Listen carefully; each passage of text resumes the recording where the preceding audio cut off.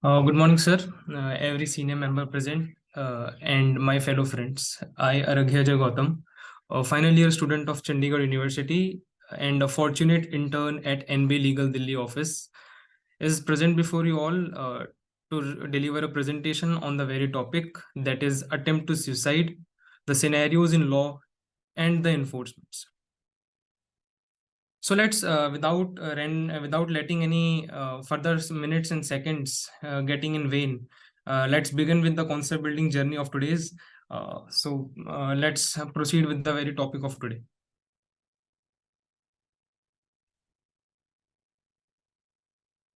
So the topic today, which I will be delivering through this presentation, will be attempt to suicide, the scenario in law and enforcement. Uh, Covering through what actually the Indian law, or how the Indian law could be classified. When we classify the Indian law very broadly, it can be classified into two branches. That is, the first one, the procedural, and the second one is the substantive law.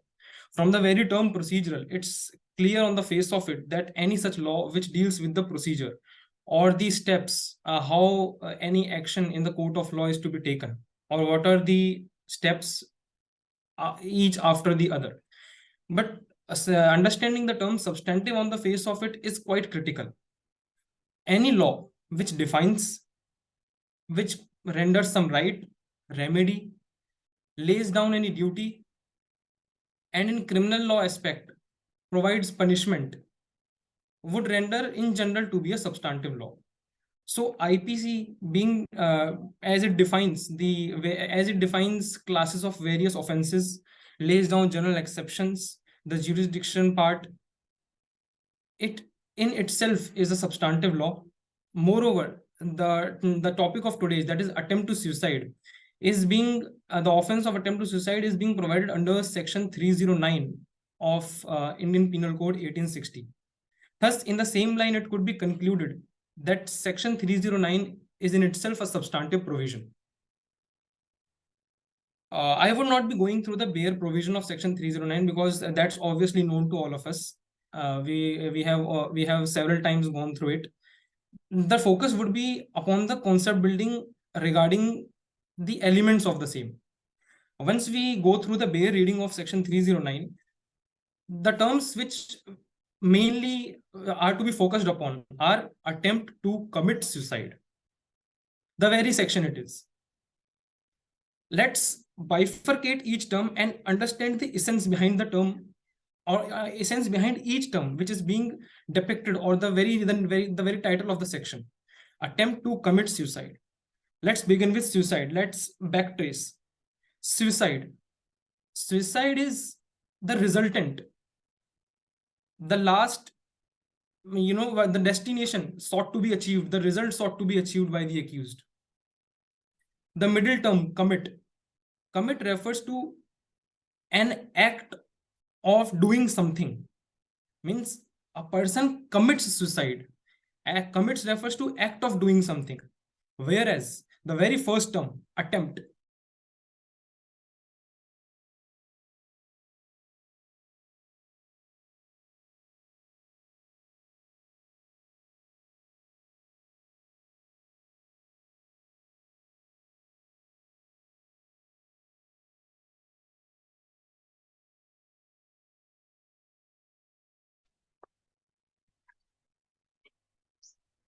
I think it got disconnected in between.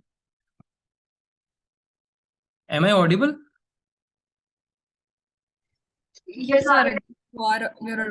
Yes, sir. Yeah. Okay, okay. Thank you, ma'am. Thank you.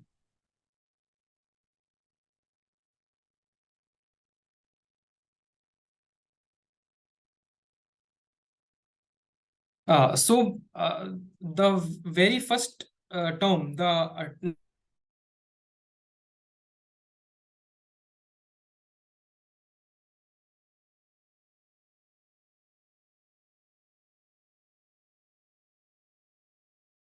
differentiate the terms, take each term one by one and start understanding.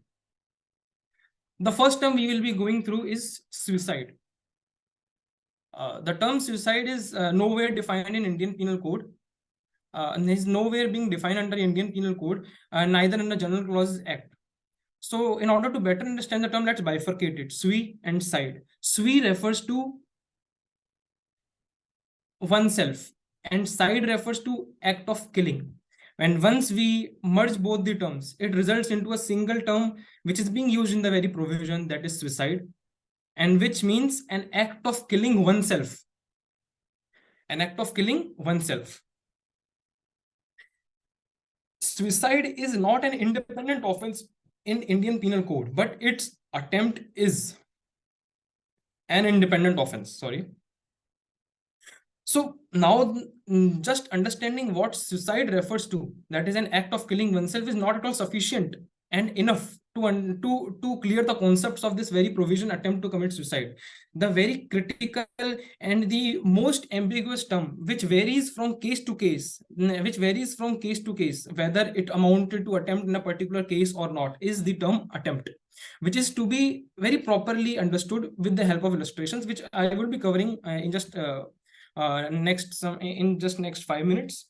So what actually attempt is, whether a particular actus reus in a particular scenario amounted to an attempt or not, that's the real question of concern in every case of such in every case or every such offense where attempt is involved. So an act amounts to attempt when the doer, by the doer I mean the person who commits, or the attempter, the one who attempts something. An act amounts to attempt when the doer of such act fails in achieving the resultant. The resultant in this scenario, the very topic we are taking, the resultant here is suicide. The resultant may vary. The resultant may vary with the offense to offense. Actually, attempt is a generalized concept which attaches with a particular element to make a new offense or a varied offense. But whether when an attempter attempts to do a thing in order to achieve the resultant, whether all such actions will be amounting to attempt, no.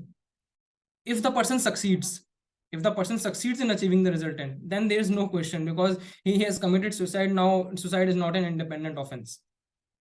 But when the person fails in achieving the resultant owing to the circumstances which are independent of his will, or we can say which are out of his own personal control, then such circumstances, the act would amount to attempt. Rather, let's clarify this concept in another way. We have 4 stages of crime. The first one is intention, second is our preparation, then comes the attempt, and then comes the completion. We are concerned of these last 2 stages only. That is the attempt and the commission. There is very single, or we can say thread line difference between these last 2 stages, attempt and commission, and the difference is only of completion and interruption. If the very last act being done by the accused is interrupted, either owing to any factor which is independent of his will, or which is beyond his personal control, which he himself didn't intended that it will prevent him from doing or from achieving the resultant, then in that case it will lead to attempt. But if he completes, then obviously he crosses that thread line difference and shifts to the 4th stage of crime, that is the completion or the commission of the offense. Let's understand all these things by some illustrations. By illustrations we can very well understand and very easily understand the scenario. हम लेके चलते हैं, जैसे कि मान लीजिए एक x person है, अब उसने मन में ठान रखी है, इंटेंशन बना रखा है कि उसको सुसाइड करनी है. अब उसने पहले तो अपने कमरे में चेक किया कि हाँ भैया मेरी हाइट से अच्छी हाइट पे है ये पंखा, इस पे लटकूंगा तो I would be able to achieve the resultant. Accordingly फिर वो रस्सी का इंतजाम करता है, मार्केट जाता है, पूछताछ करके अच्छे से कि यार एक मजबूत रस्सी चाहिए, बहाना अपना ऑब्वियसली बात है, इंटेंशन नहीं बताएगा हर किसी को. रस्सी का इंतजाम कर लेता है, सारी चीजें कर लेता है, स्टूल वगैरह लगा के वो नॉट वगैरह टाई कर लेता है फैन पे, इवन वो अपने गले के लिए जो टाई बनना था उसके लिए वो सब प्रिपेयर कर लेता है. देन सडनली व्हाट हैपेंस, उसका मूड चेंज हो जाता है, वो जाता है आराम से बाहर 5 स्टार होटल में खाना खाता है, अपने फ्रेंड्स के साथ चिल करने शिमला निकल जाता है. देन अब इस सिनेरियो में क्या उस पर्सन का वो एक्ट कि उसने फैन कंसिडरेबल हाइट पे है, उसने रोप बांधी, लूप्स तैयार कर ली, हर चीज कर चुका है वो, क्या whether this will amount to attempt? The answer is no, because this is the preparatory stage going on. Whether the last act being done by him, that is the tying of the loop on the with the fan, whether the very next stage to it would be him achieving the resultant, that is him being dead, him being committing suicide successfully, that's the question, and that's the answer to it is no. Or let's proceed ahead with the last act being done. See, he ties the rope and he's very well fine in his intentions. Yeah, I am going to commit suicide today. I am going to commit suicide today because whatever reason he would be having behind such intention of his. So consider his act was completely done. He kept his neck between the very loop designed for the neck. He kicked away the stool beneath his legs and he hanged himself. This is the very last act after which, unless and until an independent circumstance or any such facts or circumstance, independent of his own personal control interrupts him, he will die and his completion or his resultant would be achieved, that is suicide. Example ही ले लेते हैं इसी में, जैसे मान लो पंखे ने सरेंडर कर दिया, भैया तेरा वेट नहीं झेल सकता मैं, दोनों नीचे करके धड़ाम। मान लो वो रस्सी लेने गया था दुकानदार पे, दुकानदार ने लगा दिया चूना, बोले भैया अच्छी रस्सी करके सस्ती रस्सी पकड़ा दी, वो भाई साहब आए, लटके, पता लगा रस्सी टूट गई। या फिर ये कहें कि पर्सन ने अटेम्प्ट तो कर लिया, लेकिन किसी फैमिली मेंबर ने, रिलेटिव ने या फिर नेबर ने फोर्सफुल इंग्रेस करके रूम में उसको सही टाइम पे उसकी डेथ होने से उसे बचा लिया। तो ये फैक्टर सर्कमस्टांसेस जिसने उसे रिजल्टेंट अचीव करने में इंटरप्ट किया, ये इंडिपेंडेंट है। देर बाय उसका जो लास्ट एक्ट रहा जो उसने कंप्लीट कर दिया, अब वो अटेम्प्ट के क्राइटेरिया के अंदर फॉल करेगा, अब वो लास्ट प्रिपरेटरी स्टेज नहीं रह जाएगी। Suppose considering the example on me, I am having a pistol and I have kept it on my head. So whether just the question arises whether just keeping a pistol on the forehead would amount to attempt. No, that's not obviously the case, because here the bifurcation will come.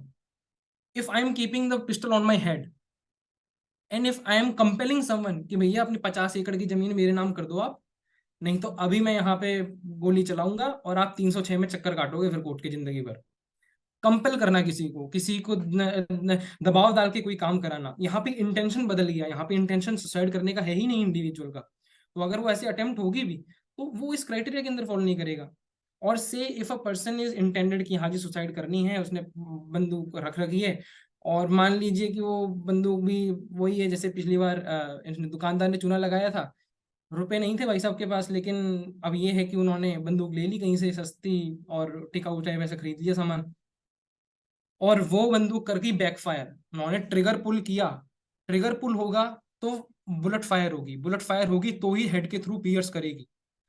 जब वो last action जो वो accused ले सकता था वो था trigger की पुलिंग, उसके बाद उसके हाथ में कुछ नहीं है, उसके बाद वो जो नोजल होती है बुलेट के पिस्टल की, उसे दबा के बुलेट को रोक नहीं सकता वो उसके अंदर। ये तो ऑब्वियस सी बात है बिल्कुल। मान लो वो जो पिस्टल है वो बैकफायर कर गई, या फिर उसकी नॉलेज में ये नहीं था कि ये गन लोडेड नहीं है। लास्ट टाइम जब उसने वो गन अपने ड्रॉर में रखी थी, उसकी नॉलेज में था कि the gun is very well loaded, all bullet means it is sufficient कि हाँ वो सुसाइड कर सकता है। लेकिन अब जब उसने चलाया तो उसकी नॉलेज में नहीं थी कि इसकी सारी बुलेट्स खत्म हो गई हैं। मान लो कभी शादी वादी में खुशी के माहौल में फायरिंग कर दी हवा में, अब भाई को याद नहीं रही, बाद में उन्होंने गन उठाई और हिट ट्रिगर दबा दिया, लेकिन वो तो एम्प्टी निकली। अभी ही इंडिपेंडेंट ऑफ हिज विल हो गया, उसकी इंटेंशन में नहीं रही ये चीज। तो ये कुछ इलस्ट्रेशंस हैं जिससे हम समझ सकते हैं कि क्या डिफरेंस रहता है इन क्राइम की स्टेजेस में, और स्पेसिफिकली अगर कंसिडर किया जाए अटेम्प्ट और कंप्लीशन की स्टेज में। मोर ओवर हमें हमेशा, जैसे मैंने बोला आपको, ट्रिगर पुलिंग हो गई, the very last act after which the commission will result, हमें हमेशा प्रॉक्सिमिटी देखनी होती है कि जो लास्ट एक्ट एक्यूज्ड का था वो जो फाइनल कमीशन, या फिर जो जैसे हमारा ये पर्टिकुलर कंटेक्स्ट है सुसाइड का, तो सुसाइड के ऑफ सुसाइड कमिट करने के लिए वेरी लास्ट इंस्टेंस क्या रहा, वेरी लास्ट एक्ट क्या था, क्या वो वेरी प्रॉक्सिमेट था, whether it was the very last act after which the commission would have resulted, that thing is to be checked. So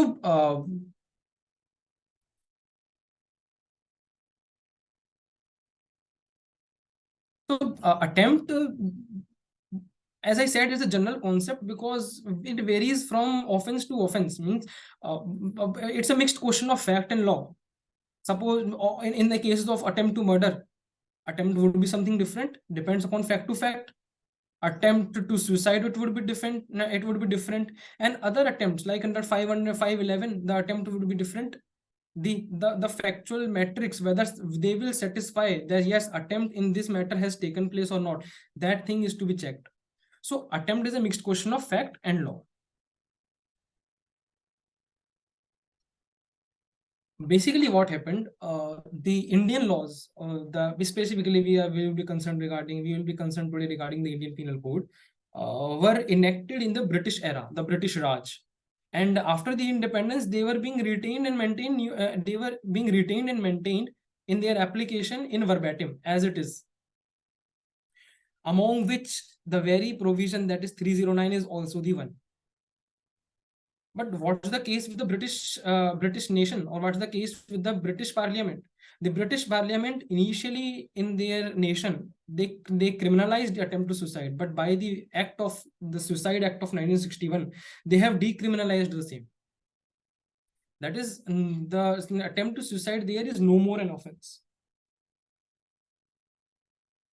In India also, several initiatives have been taken several times. The attempts have been made via the very procedure, very procedure being established by law, that is through court, getting the section 309 being declared unconstitutional or being violative of the fundamental rights granted to the citizens.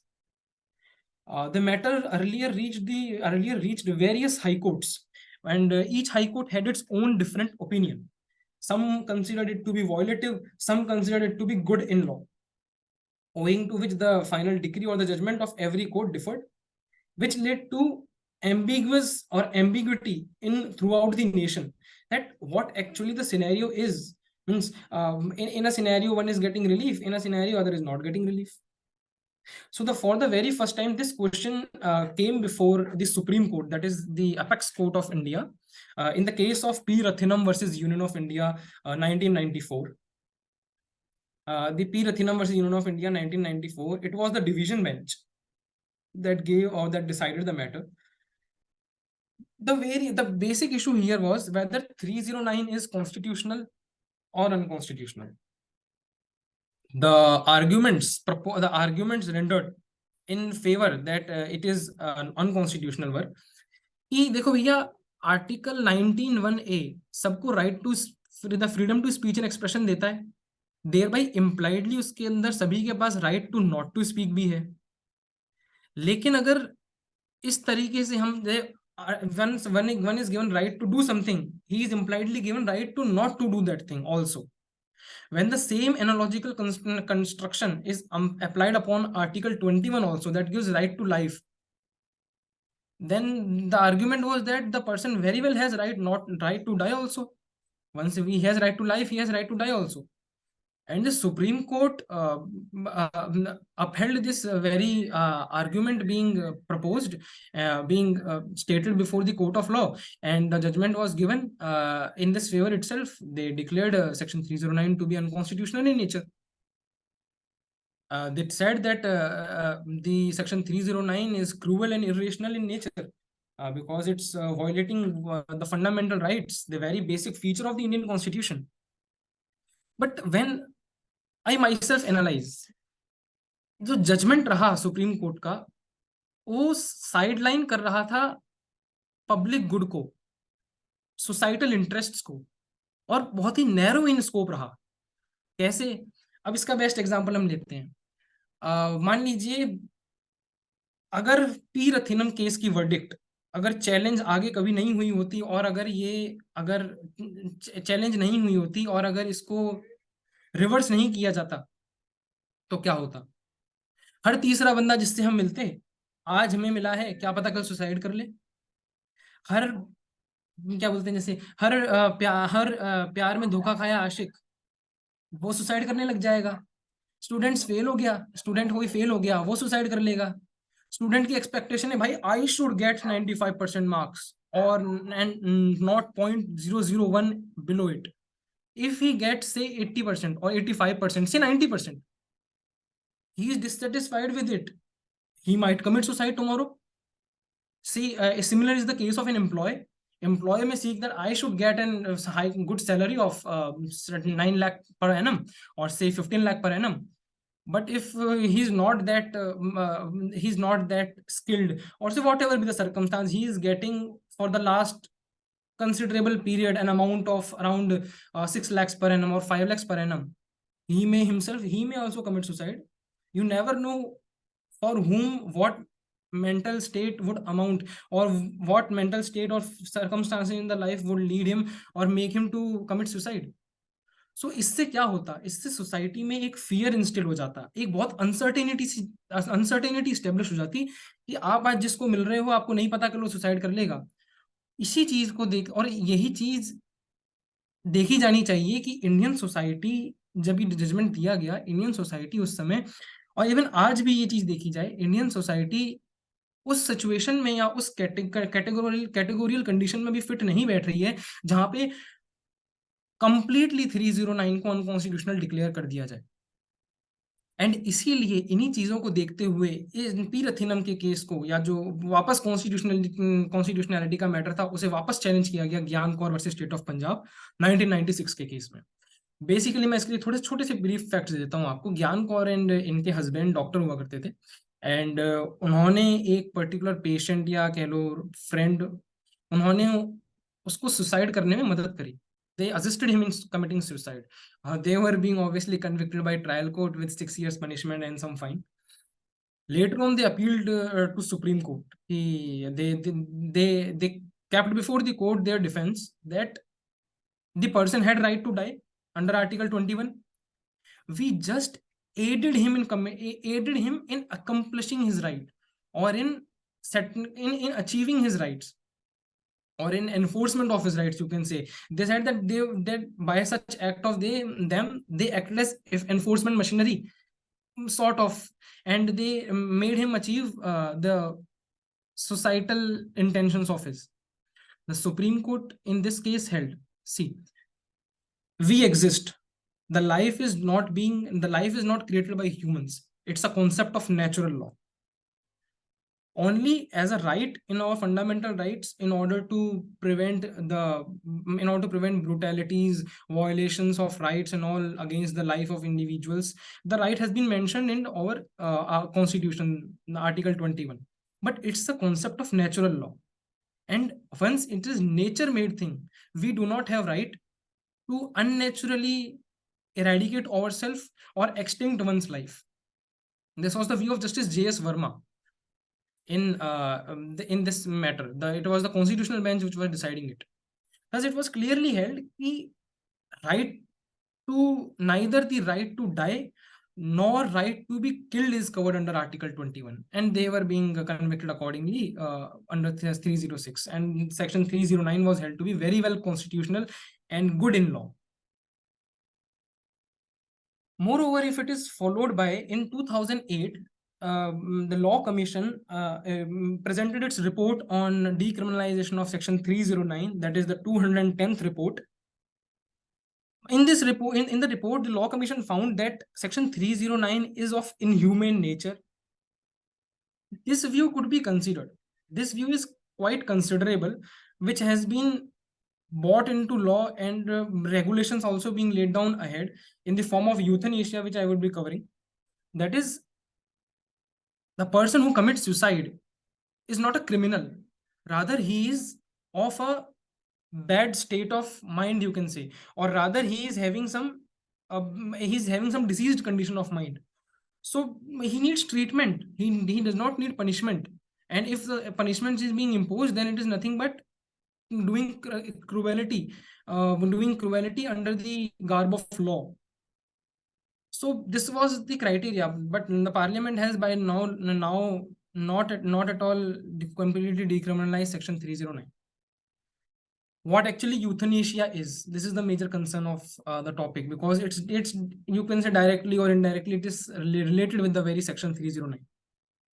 Euthanasia, it's the absolute eradication or elimination.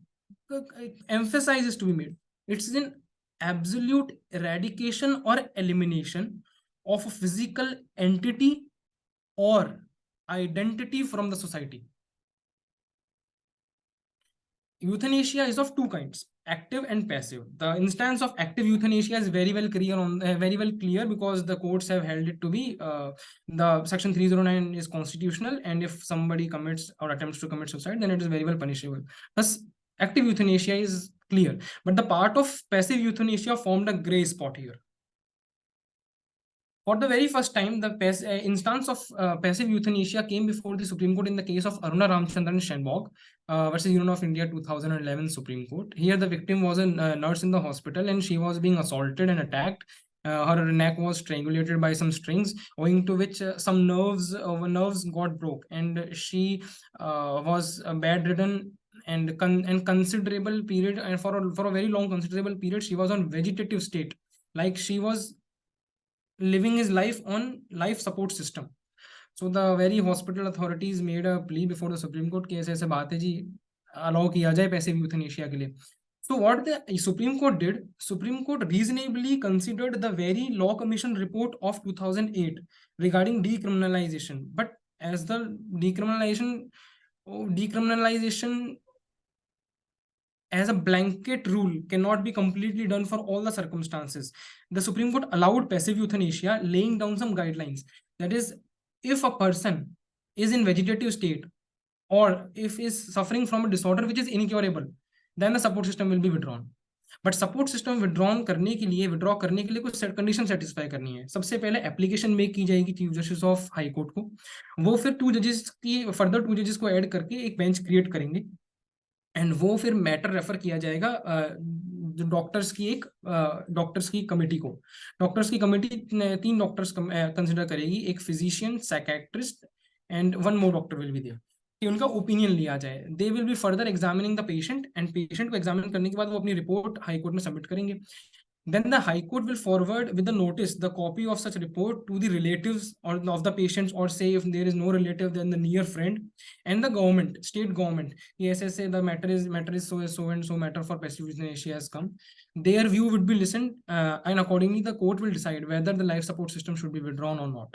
And if it is decided in the favor that yes, it be withdrawn, then in that case, in the presence of the doctors and proper evidencing, the life support system is withdrawn. So this was the very first instance when passive euthanasia was allowed in law. Now a very futuristic concept, rather we can say a very well applied concept regarding the euthanasia was developed in the case of Common Causes versus Union of India 2018 Supreme Court.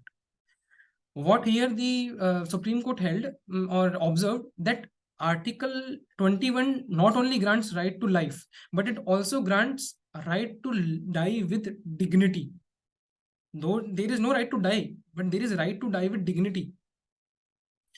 And in motion of upholding such right to die with dignity, the Supreme Court allowed that a person, while living his life with complete consciousness, he can very well execute a living will, wherein he can mention that if in future, and owing to any circumstance, if he enters into persistent vegetative state and all, and if the circumstances are such, then by the due execution, the passive euthanasia will be done and the life support system be withdrawn. So this was the instance when the concept of living will was introduced under the law.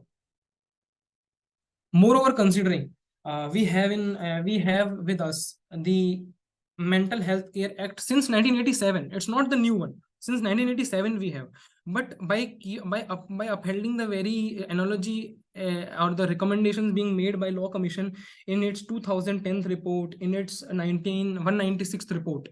196th report, what the Parliament did, Parliament repealed or replaced the Mental Health Care Act of 1987 and replaced it with the Mental Health Care Act of 2017, wherein specifically under section 115, it is being provided, it is very well depicted on the screen, that is, a person who attempts to commit suicide shall be presumed to be under severe stress, that is diseased condition of mind, and not be punished under section 309 nor under any other provision of Indian Penal Code unless otherwise is proved. And further, the duty of appropriate government to take care of and adequate treatment rehabilitation in order to be provided. So by the effect of section 115, the close that is closed blanketly, the section 309 was also not unconstitutionally declared unconstitutional or decriminalized, and in order to punish the miscreants, those will be falling under the case. And also it did kept up the interest of those who are actually falling under the diseased condition of mind. Moreover, this will be the last concluding part of the presentation in this regard. Sometimes what happen, there are some customs. We know our law is not just based upon the parliamentary statutes. Our law has also derivations from customs. The customs are also being respected in our law, and they very well find place in law, and they're also considered good in law. So this is the case, Nikhil Soni versus Union of India and others. This was a civil writ petition number 7414 of 2006. The facts were basically simple. जो Jain community है, Jain community euthanasia practice करती आ रही है बहुत time से, संतारा जिसे बोला जाता है, संतारा या सलेखना. बेसिकली इस प्रैक्टिस के दौरान होता क्या है कि दे फास्ट अंटिल डेथ, और हर साल या फिर कुछ कंसिडरेबल पीरियड में ये श्वेतांबर संघ टोंक रोड पे जो है ये इसे ऑर्गेनाइज करती थी. तो फाइनली राइट फाउंडेशन नाम की एक एनजीओ ने इसको 226 के अंदर चैलेंज किया, एंड जो राजस्थान हाईकोर्ट ने ये कहा कि आपकी जो ये प्रैक्टिस है कि fasting till that is not a essential religious practice under article 25, and therefore आपका कोई राइट तो है ही नहीं, ऑब्वियसली बात है, राइट टू डाई तो है ही नहीं. देयरफॉर अगर ऐसा कोई भी ऑर्गेनाइजेशन किया जाता है ऐसी किसी भी इवेंट के regarding, then it will be very well punishable under section 306, that is abetment to commit suicide. They are abetting indirectly. So this was the instance regarding, or this was the whole considerative topic which was required to be covered in order to have a conceptual building under the topic that is attempt to suicide, its facets and enforcements. So thank you all seniors and my fellow friends, sir, for giving me such a great opportunity to present before all and brush up my